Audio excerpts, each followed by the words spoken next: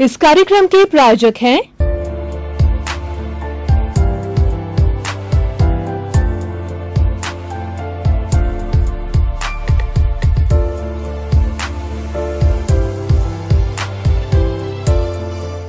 दर्शकगण, श्रोतागण, भाइयों और बहनों, मातृशक्ति को नमन। चैनल 24 प्लस न्यूज के खास विशेष मनमोहक शिक्षा देने वाला, त्राण देने वाला, हमारा उद्धार करने वाला विषय पुनरुत्थान में आप सभी का हार्दिक स्वागत है, अभिनंदन है, सत्कार है। हम इस कार्यक्रम में प्रतिदिन भारतीय संस्कृति के नए नए विषयों को लेकर के प्रवेश करते हैं। उसी क्रम में आज हम एक ऐसे विषय को लेकर के आए हैं जो हमें मुक्ति की ओर ले जाता है, और जिन महापुरुषों ने, तीर्थंकरों ने जो भगवान बने हैं, उन्होंने ये दावा किया है कि व्यक्ति प्रतिदिन इस विषय का सेवन करता है तो निश्चित ही वह मोक्षगामी होता है और वह अपनी मंजिल को प्राप्त करता है। तो आज का विषय है जगत निर्दोष सब मेरा दोष। भाई और बहनों, दर्शकगण, जगत निर्दोष इसका क्या अर्थ हुआ? मैं थोड़ा पृष्ठभूमि में जाना चाहूंगा कि हम मनुष्य हैं और इस सृष्टि में निवास करने वाले 84 लाख जीवा योनियां हैं, यानी वो 84 लाख उत्पत्ति स्थान हैं, और उसके अंदर जीने वाले, भ्रमण करने वाले, अपने कर्मों को अर्जन करने वाले, कर्मों को विसर्जन करने वाले असंख्य अनंत अनंत जीव है उस सृष्टि के अंदर। तो इन 84 लाख जीवा योनि में व्यक्ति भटकता रहता है, व्यक्ति रूपांतरण करता रहता है, और जब एकदम शुद्ध हो जाता है, शुद्ध का अर्थ होता है कि अपनी शुद्ध आत्मा के साथ के अंदर बंधी हुई अज्ञान, बंधा हुआ आवरण, बंधे हुए कर्म, बंधे हुए अविद्या, कोई भी नाम दीजिए। हमारी भारतीय संस्कृति ने हमारे अज्ञान को कई नामों से पुकारा है। तो वो पुण्य पाप भी कहा है, कर्म रज भी कहा है, कर्म बीज भी कहा है। उन सब से शुद्ध हो जाना, उन सबको बिल्कुल अलग कर जाना, निर्दोष होना उसको कहा गया है। हमारी आत्मा भी निर्दोष है, और उसके साथ साथ में जुड़ी हुई कर्म रज, जो कि फिजिकल पार्टिकल्स हैं, जो कि हमारी सृष्टि के अंदर व्याप्त है, चतुस्पर्शी पार्टिकल होते हैं, अज्ञान के पार्टिकल होते हैं, वो भी जो है वो निर्दोष होते हैं। लेकिन जब दोनों साथ मिल जाते हैं तो वो दोषी हो जाते हैं, और वो एक दूसरे से मिलने के कारण ही कषाय बनता है, और वो कषाय जो है वो व्यक्ति के दुर्भावना लाता है, व्यक्ति में राग द्वेष लाता है, प्रियता अप्रियता लाता है, अनुकूलता प्रतिकूलता के अंदर प्रभावित होता है, अच्छा बुरे का वो कहने लगता है। वही अशुद्धि है। तो उस अशुद्धि से बिल्कुल दूर हो जाना निर्दोषता कहलाती है। अब आप देखिए, जब हम 84 लाख जीवा योनि के अंदर भटकते हैं, 84 लाख जीवा योनि में भ्रमण करते हैं, तो पशु पक्षी, नरक, तिर्यंच, मनुष्य, पेड़ पौधा, कीड़ा मकोड़ा, किसी न किसी के साथ में हमारा राग द्वेष हो जाता है। किसी को हम दुख देते हैं। या निर्दोष और दोष का मतलब दुख। हम किसी को दुख देते हैं तो हम उसके दोषी बन जाते हैं, और उससे एनओसी लेना होता है, नो ऑब्जेक्शन सर्टिफिकेट होता है। हमने प्राय देखा है, हम किसी संस्थान में कार्य करते हैं, वहाँ से मुक्ति लेना चाहते हैं, वहाँ से रिलीव होना चाहते हैं, तो वहाँ से एनओसी, नॉन ऑब्जेक्शन सर्टिफिकेट लिया जाता है, तभी हमें दूसरी संस्था के अंदर नौकरी मिलती है। इसका मतलब इन्होंने यहाँ पर जितना जितना उनकी बकाया, चाहे राशि हो, चाहे बकाया कार्य हो, कोई भी चीज़ बकाया है, वो सबकी पूर्ति कर ली है। उस व्यक्ति का पूर्व के ऑर्गेनाइजेशन के अंदर कोई भी चीज़ बकाया नहीं, वो एनओसी होती है। तो हमारे इस निर्दोष होने के अंदर, मुक्ति मार्ग के अंदर सबसे बड़ा कार्य होता है वो दोष। दोष को हम पाप भी कहते हैं। हमने किसी को कष्ट दिया, वो पाप कहलाता है। 84 लाख जीवा योनि के किसी भी प्राणी जिसके अंदर आत्मा है उसको पीटना, मारना, उसका वध करना, उसका मर्डर करना, उसको रौंदना, उसको बुरे भावना करना, उसको गाली देना और उसके प्रति अमंगल की भावना करना, ये सब दोष है। इन समस्त दोषों से निर्दोष होना ये मुक्ति का मार्ग है। और ऐसी शुद्ध आत्मा तो स्वयं मोक्ष में रहने वाली है। वो शुद्ध आत्मा तो मोक्ष में है, लेकिन इस शरीर रूपी पिंजड़े, शरीर रूपी कैद के अंदर बंद क्यों है कि उसने दोष किए हैं। और वह दोष अगर समस्त ऐसे 84 लाख जीवा योनि प्राणी जिससे उसका दोष हुआ है उससे एनओसी प्राप्त कर लेता है तो वह निर्दोष हो जाता है। और ये दोष जो किए जाते हैं मन से किए जाते हैं, वचन से किए जाते हैं, काया से किए जाते हैं। मन के माध्यम से हम किसी के प्रति नेगेटिव थॉट्स करते हैं, किसी को बुरा मानते हैं। हमको किसी को बुरा मानने का अधिकार नहीं है, लेकिन हम अपनी कमजोरी के कारण जो है, राग देश के कारण जो है, किसी मन से किसी को बुरा मानते हैं, वचन से किसी को कटु वचन कहते हैं।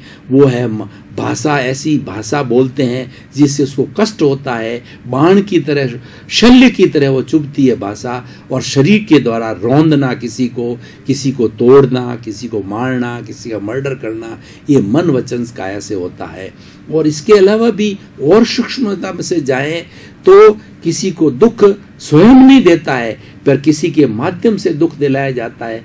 मैं कोई पेड़ को नहीं काटता हूं, लेकिन मैंने माली को कहा कि अमुक अमुक पेड़ काट दो, तो वह भी दोष का भागी है। वह भी दोष और हिंसा एक ही चीज है। दोष और पाप, हिंसा, ये सब उसके पर्यायवाची हैं। ऐसा करने से व्यक्ति दोषी बनता है, ऐसा करने से व्यक्ति भारी बनता है। और किस तरीके से शुद्धि होती मैं बाद में बताऊंगा कि पहले दोषी व्यक्ति कैसे बनता है। इसीलिए हिंसा करनी, हिंसा करवानी, हिंसा का अनुमोदन करना। मैंने उदाहरण दिया कि पेड़ मैंने तो नहीं काटा, लेकिन माली को कहा कि तुम पेड़ काट दो। एक व्यक्ति ऐसा है जो पेड़ों को काट रहा है, मैं उसका अनुमोदन कर रहा हूं कि आपने ये अच्छा कार्य किया कि सारे पेड़ों को काट करके आपने जगह को समतल बना दिया। इस पेड़ की टहनियों को काट करके और आपने इस पेड़ जो कि बीच में रुकावट पैदा कर रहा था, ये कार्य अच्छा किया। यानी हिंसा की अनुमोदना करना भी दोष है, वह भी पाप है। इसीलिए हिंसा करनी, करवानी, अनुमोदन करनी मन से, वचन से, काया से, ये 9 कोटिक तरह की हिंसा होती है। और एक माला के अंदर मण के 108 होते हैं, तो उसका और गहराई में जाके विवेचन करें तो वह 108 तरह से हिंसा की जाती है। माला में भाई और बहनों, दर्शकगण, श्रोतागण, 108 ही मण के क्यों होते हैं? क्यों हम 108 तरह से दोष करते हैं? उन एक एक दोष के प्रति हम प्रायश्चित करते हैं, प्रतिक्रमण करते हैं। उस दोष के प्रति जो है हम जो ये भावना करते हैं कि हमारा फिर से दोष ना हो, तब दूसरा मणका आगे चलता है। एक एक दोष का प्रायश्चित, 108 दोषों का प्रायश्चित करने के कारण 108 तरह के मणके ये कहे गए हैं। अब देखिए, ये तो मैंने दोष की बात की। अब ये मैंने बताया कि जगत निर्दोष, मतलब ये है कि मैंने किसी व्यक्ति को बुरा भला कहा है, उसको दुख पहुंचाया है, उसको कष्ट पहुंचाया, इस कारण मेरा हिसाब उसके साथ है, उसके कर्मों का बंधन है।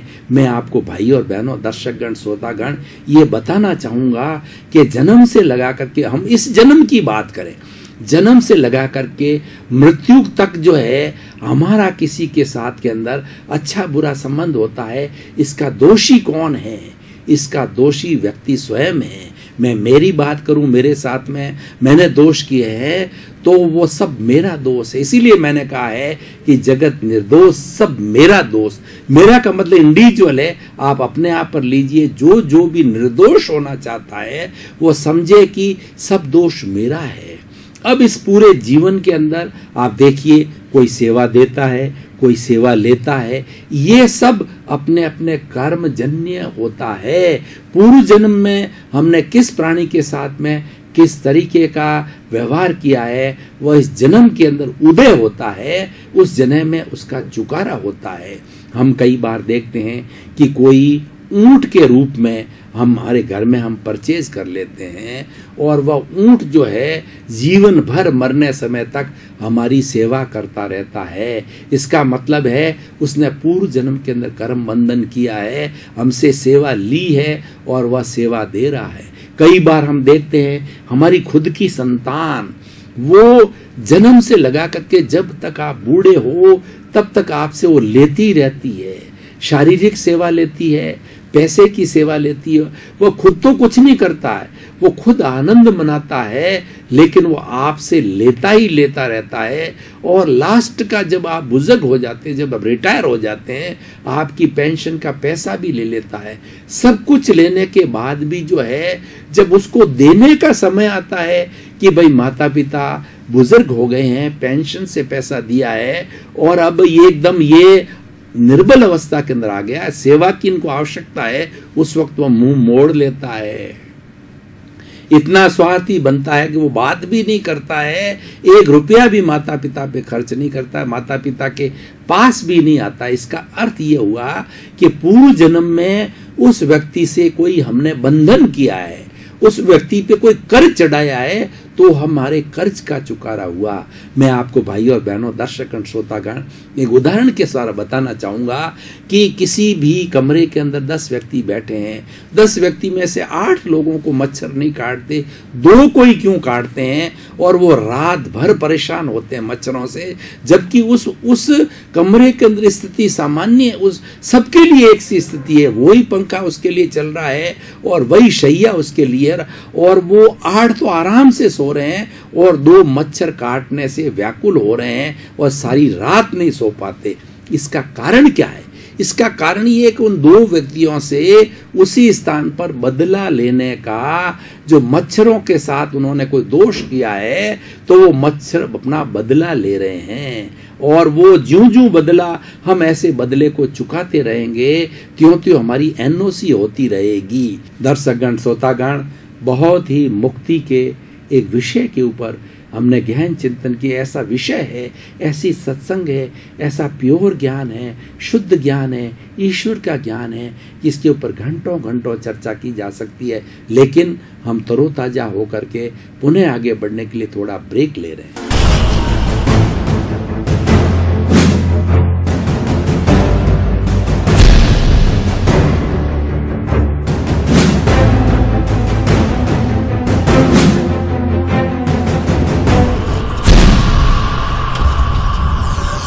हमारी मुक्ति के इस विशेष विषय के ऊपर हम पुनः हाजिर हुए हैं। इस तरह से भाई और बहनों, दर्शकगण, अब मैं आपको निष्कर्ष की बात बताता हूं कि अपने साथ कुछ भी घटित होता है, चाहे आपको कोई गाली दे रहा है, चाहे आपका पैसा दबा रहा है, चाहे आपको मार रहा है, चाहे आप पे लांछन लगा रहा है। मैं अभी पाप कर्म की बात कर रहा हूं, पुण्य कर्म की बात मैं करूंगा कि हमारे साथ कोई बुरा भला कर रहा है, तो आपको क्या मानना है? आपको अपने भावों को ऊंचा नीचा नहीं करना है और ये मानना है कि ये तो निर्दोष है, ये नहीं, 84 लाख जीवा योनि के समस्त प्राणी निर्दोष है, उनका कोई दोष नहीं है। 101% मेरा दोष है। मैंने किसी न किसी भाव में, किसी न किसी समय के अंदर उनको तकलीफ दी है, उनको दुख दिया है। अब उसका उदय का समय आया कर्म का, उसके मेरे किए हुए पाप का उसकी चुकारा हो रहा है, उसका अकाउंट चुकता हो रहा है, मुझे एनओसी मिल रही है। इसीलिए जगत के 84 लाख जीवा योनि के प्राणियों हर क्षण 24 आवर्स जो है, आप ये माने कुछ भी घटित होता है तो अपने विचारों को ऊंचा नीचा नहीं करें, राग द्वेष नहीं लावें, समभाव में रहें कि ये तो मेरा हितकारी है। मच्छर काट रहा है, वह मेरा हितकारी है कि वो मेरा जल्दी चुकारा कर रहा है। और उसके साथ साथ के अंदर हम कहीं गिर गए, मान लो गिर गए, तो वो भी हमारा हिसाब चुकता हो रहा है, उसके प्रति कोई भी गलत भावना नहीं। किसी भी प्राणी के प्रति जो पूरे जीवन के अंदर हमारा बुरा कार्य, हमारा बुरा कर रहा है, हमको बुरा लग रहा है, उसको निर्दोष मानना, यानी उसका दोष बिल्कुल ही नहीं है, बल्कि कृतज्ञ मानना उसको। हे भैया, उसको मन से आप नहीं कहें तो भीतर आत्मा से, उसकी आत्मा से निवेदन करना कि आपका मेरा ये चुका रहा है मच्छर, आपकी मच्छर की शुद्ध आत्मा से कहना आप और मेरा चुकता हुआ, ये मेरा हिसाब क्लियर हुआ। जिसके साथ के अंदर हम व्यक्तिगत रूप से कर सकते हैं दोष हुआ, तो उसको जाकर के उसको कहते हैं कि हम कहते हैं कि मैं क्षमा मांगता हूं। ये क्षमा शब्द जो है ना, ये अपने आप को जो है निर्दोष करने का सबसे बड़ा हथियार है। इसको कहते हैं क्षमा वीरस्य भूषणम। क्षमा वीरों का भूषण है। क्षमा जो है, निर्बल आदमी क्षमा नहीं कर सकता, वीर आदमी क्षमा कर सकता है। दान कौन देगा? एक भिखारी जिसके पास एक रुपया नहीं है, उसको को दान दो, वो तो दान लेने का अधिकारी है, उसका हाथ तो यूं है। दान अधिकारी का हाथ उसका होता है। दान वही देता है जिसके पास कुछ है, तन है, मन है, धन है, वो उसका दान करता है। तन का दान क्या होता है? किसी रिलीजियस इंस्टीट्यूट के अंदर बड़ी आपदा आ गई है, वहां पर समय लगाइए, उन लोगों को भोजन पहुंचाइए, निस्वार्थ भाव से बिना पैसा लिए हुए उनकी सेवा कीजिए। हॉस्पिटल में जाकर के मरीजों की सेवा कीजिए, और जो लोग दुखी है, दुखी प्राणी है, उससे जाकर अपना समय लगाइए। तन की सेवा होती है। मन की सेवा क्या होती है कि जो सेवा करने वाले व्यक्ति इस तरीके के लोग हैं, उनको खूब प्रोत्साहन देना, उनको बड़े कार्यक्रम में प्रोत्साहन देना, फोन के द्वारा प्रोत्साहन देना कि आप इतना इतना सुंदर कार्य कर रहे हैं, ये अनुकरणीय है, ये वंदनीय है, ये स्तुति है, आपके कार्य की मैं भूरी भूरी प्रशंसा करता हूँ। ईश्वर आपको शक्ति दे कि इस तरीके का सेवा कार्य आप करते रहे। और धन की सेवा क्या होती है कि आपके पास धन है तो दोनों हाथ से धन का विसर्जन कीजिए, उसको धन को समाज सेवा में लगाइए। जिनके पास अभाव है, जिनके पास धन की कमी है, साधनों की कमी है, ट्रीटमेंट के ऊपर, शिक्षा के ऊपर, भरण पोषण में, विधवाओं का, उनके ऊपर उसको खर्च कीजिए बंधुओं। तो ये सारा निर्दोष होने के रास्ते हैं। अब मैं इन दोषों की हम सफाई, मैंने सिद्धांत तो बहुत बता दिया आपको, लेकिन दोषों की सफाई कैसे करें, किस माध्यम के से हम दोषों की, मैंने आपको ये सिद्धांत तो दे दिया कि जगत निर्दोष, अब मेरा दोष, जो कुछ भी हो रहा है मेरा 100% दोष है, लेकिन उसको मैं शीघ्र इसी जन्म में मुक्त होना चाहता हूं, या अगले जन्म में मुक्त होना चाहता हूं, या 2-3 जन्मों में मुक्त होना चाहता हूं। हर क्षण जो है मैं उसके बारे के अंदर अपनी विवेचना करता रहूं। इसके लिए आप सुनिए, क्या मेथोडोलॉजी क्या है। सबसे पहला क्या है, सामायिक कीजिए। सामायिक का मतलब होता है अपने दोषों को देखना। आप ध्यान की मुद्रा में बैठिए और 10 मिनट, 5 मिनट, 15 मिनट ये चिंतन कीजिए। 84 लाख जीवा योनियों का चित्र बनाइए। पेड़ पौधे, कीड़े मकोड़े, ईश्वर, देवता, नरगति, तिर्यज गति, मनुष्य गति, देव गति में घूमिए, और घूम करके ये भावों में चिंतन कीजिए कि मेरा जिस प्राणी के साथ के अंदर दोष हुआ है, मैं क्षमा मांगता हूं, शुद्ध हृदय से क्षमा मांगता हूं। अपने दोषों को देखना, मतलब आपने जो जो दोष किए हैं, पाप किए हैं, और जिसका आप चुकारा करना चाहते हैं, जिसके आप एनओसी लेना चाहते हैं, उन सब दोषों को देखिए। दूसरा आता है आलोचना। आपने अपने दोष तो देख लिए कि मैंने इतने फला लोगों के साथ में, आपके ध्यान प्रत्यक्ष रूप से भी ध्यान है, इस जीवन का ध्यान है, अप्रत्यक्ष रूप से भी ध्यान है कि आप घूमते रहे 84 लाख जीवा योनि में गए हैं। अप्रत्यक्ष रूप से जो हमारी इंद्रियातीत है, हमें ध्यान नहीं आ रहा है, हमने अप्रत्यक्ष रूप से किया है, तो उनको स्वीकार करना। दोष व्यक्ति कर लेता है, लेकिन सबसे बड़ी मुख्य बात यह है, अहंकार होने के कारण वो अपने दोष को स्वीकार नहीं करता, बल्कि वो दोष दूसरे पर डालता है। वो मच्छर ने काटा है तो वो मच्छर के प्रति कृतज्ञता नहीं करता, बल्कि ये कहता कैसे मच्छर है, इनको जो है वो किसी दवा से छिड़क करके सबको समाप्त कर लूं, ये मेरे को काट रहे हैं, ये मेरा लहू निकाल दिया, ये खराब है। तो ये अहंकार व्यक्ति का जो है वह व्यक्ति को अपने दोषों को स्वीकार नहीं करता। 99% लोग ऐसा ही करते हैं कि जो उनके साथ घटित होता है उसको वो स्वीकार नहीं करते हैं कि मेरे दोष के कारण घटित हुआ है। इसका बीज मैंने पिछले जन्म में या इस जन्म में वपन किया था, वो मेरा कॉज था। हमारी इस दुनिया के अंदर, एक हमारी भारतीय संस्कृति के अंदर ये आता है कि बिना कारण के कोई कार्य नहीं होता है। हर कार्य के पीछे, हर कार्य के भीतर जो है कारण छिपा हुआ है। आज मैं आपके पास में आया, इसका कारण क्या है कि मेरे मन में जिज्ञासा है कि ये हाड़ मांस का पुतला है जिसने 73 वर्ष के अंदर अच्छा धार्मिक देवगुरु धर्म की कृपा से अच्छा ज्ञान प्राप्त किया, और ये पुतला कभी भी जा सकता है, ये अजर अमर नहीं है। तो मैं ये चाहता हूँ, मैं सेवा करना चाहता हूँ कि ये ज्ञान, शुद्ध ज्ञान आपके तक पहुंचे। ऐसा ज्ञान जिसमें मेरा लाग लपेट नहीं, ऐसा ज्ञान जिसके अंदर मुझे कुछ कमाने की लोभ नहीं, लालच नहीं है।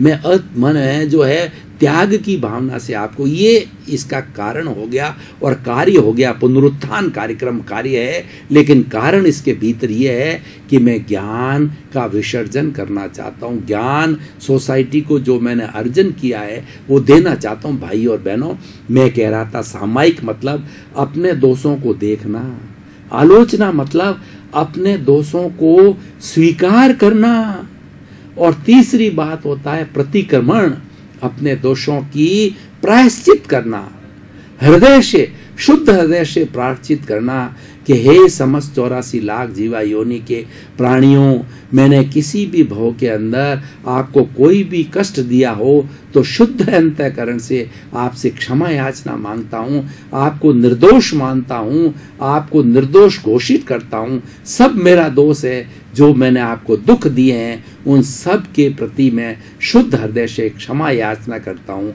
आपके द्वारा प्रत्यक्ष अप्रत्यक्ष रूप से किसी भी प्राणी को दोष दिया है तो उसका प्रतिक्रमण करता हूँ। यानी प्रतिक्रमण का मतलब क्षमा मांगना, याचना करना, और उसके बाद में आता है, प्रतिक्रमण के बाद में आता है सामायिक आलोचना, प्रतिक्रमण, प्रत्याख्यान। प्रत्याख्यान को कहते हैं त्याग। हे ईश्वर, हे मेरे देव, हे मेरे गुरु, हे मेरे परमात्मा, मुझे ऐसी शक्ति दो कि मैं भविष्य में किसी प्राणी के साथ दोष ना करूं, किसी प्राणी को मन से, वचन से, काया से, करने से, करवाने से, अनुमोदने से किसी को मैं दुख ना दूं।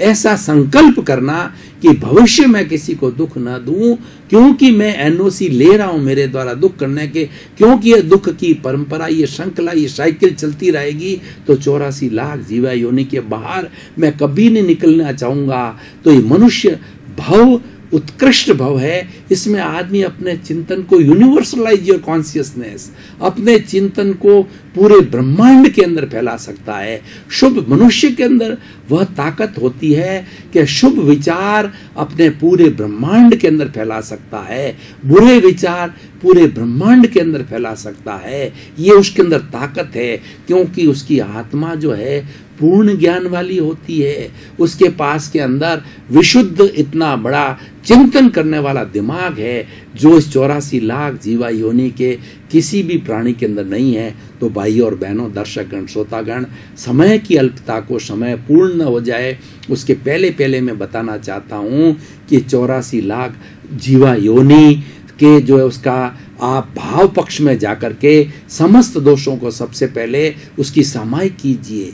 आधा घंटा, पाव घंटा, 15 मिनट, 5 मिनट मात्र ये देखते रहिए कि मैंने किस किस के साथ दोष किए हैं, उसका नाम सामायिक। समस्त किए गए दोषों को देखिए, देखने के बाद उसके समय के अंदर फिर ध्यान की मुद्रा में जाकर के और उस दोनों को स्वीकार कीजिए, क्योंकि सजा तभी मिलती है जब स्वीकार किया जाता। कोर्ट के अंदर जज के सामने इतनी बड़ी कार्रवाई क्यों होती है? न्याय ये कहलाता है कि पहले इसको स्वीकार करने दो। एविडेंस के माध्यम से, खुद के माध्यम से, वकील के माध्यम से, तभी जज जो है ये स्वीकार्य होने के बाद, प्रूफ होने के बाद ये सजा दी जाती है, वरना वो अन्याय होता है। हम स्वीकार करते हैं ये आलोचना है, और उसके बाद में ये सब भीतरी जगत का है, ये स्वयं इसमें किसी जज की जरूरत नहीं। हमारी आत्मा सबसे बड़ा आधार है, हमारी शुद्ध आत्मा है, उसको आधार मान करके, उसको जज मान के, और उसकी निश्चय के अंदर उसको प्रत्यक्ष रूप में उसके साथ बैठ करके जो है हम प्रतिक्रमण करो, समस्त दोषों की निंदा करो कि हाय मैंने क्रोध से, मान से, माया के, लोभ के, घृणा से, ईर्ष्या से वशीभूत होकर के ये पाप तुम्हारे साथ में किया, बड़ा से बड़ा पाप किया, छोटा से छोटा, चाहे किसी का मर्डर कर दिया, चाहे किसी धन संपत्ति को हड़प कर दिया, चाहे आपने किसी का रेप कर दिया, उसको शुद्ध हृदय से जो है आप अपने भावों के साथ में, और हो सके तो द्रव्य रूप में जाके उसको स्वीकार करिए। अगर वो व्यक्ति मौजूद है तो उसके पास जाकर के, उसके पैरों में पड़ करके उसको गिड़गिड़ा के, भैया मुझे मुक्ति में जाना है और मैंने दोष किया है, मुझे इस दोषों से मुक्त करो, मुझे एनओसी दो, और मेरे से ये भारी भारी गलती हुई है, मैं उसका जो है प्रायश्चित करता हूँ। ये दर्शकगण, श्रोतागण, आपका बहुत बहुत धन्यवाद, साधुवाद। आप प्रतिदिन सत्संग करने आते हैं, और मेरा भी ये चिंतन होता है कि मैं अधिक से अधिक आपको ज्ञान जो मेरे पास में है, जो मैंने देव गुरु धर्म से प्राप्त किया है, वो आपके सामने परोसूं, आपको देऊं। जगत का कल्याण हो, सब जीवों का कल्याण हो, आपका जीवन सुखी हो, आपका जीवन आनंदमय हो, धर्ममन हो, और आप शीघ्र मुक्ति की ओर जावें, आपका शीघ्र मोक्ष हो। आपके प्रति मंगल भाव। के प्रायोजक हैं